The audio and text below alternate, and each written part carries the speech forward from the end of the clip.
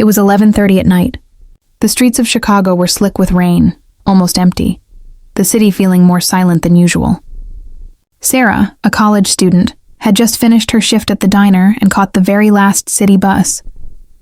Inside, it was deserted. Only the driver in his seat, an old man sitting all the way in the back, and Sarah in the middle rows. The sound of raindrops tapping on the glass and the groan of the old engine filled the air with a heavy, lonely quiet. Sarah pulled out her phone and scrolled through social media, her eyes tired. But after a few minutes, she felt something strange, like someone's eyes fixed on her. She looked up, and the old man who had been 3 rows behind her was now only 2. She frowned, thought maybe he just moved seats, but every time she glanced up, he seemed closer. Now he was just 1 row away. Her chest tightened. She put in her earphones to distract herself. That's when she heard it. A whisper, soft and trembling, right next to her ear, even though her earbuds were in. Don't look back. Whatever you do, don't turn around. Sarah froze. Her hand shook as she pulled the earphones out. The bus was dead quiet, just the rain and the engine humming. She couldn't resist. Slowly, she turned around. The seat was empty. The old man was gone. Her stomach dropped, cold sweat breaking across her forehead. She looked at the driver for some reassurance. But his face was pale, his eyes wide with terror. He turned his head toward her and whispered, "You saw him too, didn't you?" Her breath hitched. She glanced at the window beside her, and in the reflection, a dark figure was standing at the very back of the bus, head tilted at an unnatural angle, smiling. The lights flickered. The bus engine groaned louder. And then, total darkness. When the lights snapped back on, Sarah was alone. The driver was gone. The doors of the bus hung open, rain blowing in, but no one was outside. Her voice cracked as she called out, "Hello? Anybody?" The only reply was that same whisper again, closer this time, almost inside her ear. "Don't turn around."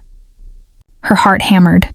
The whisper was so close now that she could feel cold air brush her neck. She reached a trembling hand behind her shoulder and touched something icy, inhumanly cold. She screamed and bolted toward the front, slamming into the doors, but they shut tight in her face. The entire bus shuddered violently, as if something outside was shaking it. On every window, handprints smeared against the glass, dozens of them, pressing, clawing, desperate to get in. Or to keep her in. Her screams echoed through the empty bus. She pulled out her phone, switched on the flashlight. The beam swept across the back row, and there he was. The old man sitting perfectly still, his head bowed, chuckling. The sound was hollow, cold. He raised his face slowly, and instead of eyes, 2 black pits stared back. His smile stretched wide as he began to walk forward. 1 step, another. With each step, the bus lights flickered. Sarah stumbled backward, yanked the door open at last, and leapt into the rain. She ran through the dark, empty streets, the storm soaking her clothes. No matter how far she ran, it felt like headlights were chasing her. The shape of the bus looming just at her back. Breathless, she collapsed under a bridge, clutching her phone. She tried to dial, but the screen kept glitching, over and over showing the same message. "Don't turn around." Her hand shook. She forced herself to look behind her. Nothing. Just the rain and the echo of her breath. She sighed in relief, until she looked back at her phone. The front camera had switched on. In the live feed, standing right behind her, was the old man, smiling down at her.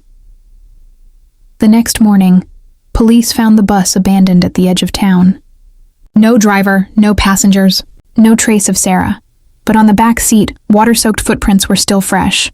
To this day, people say if you ever ride the last bus of the night, you're not truly alone. And if you ever turn around, you'll never make it home.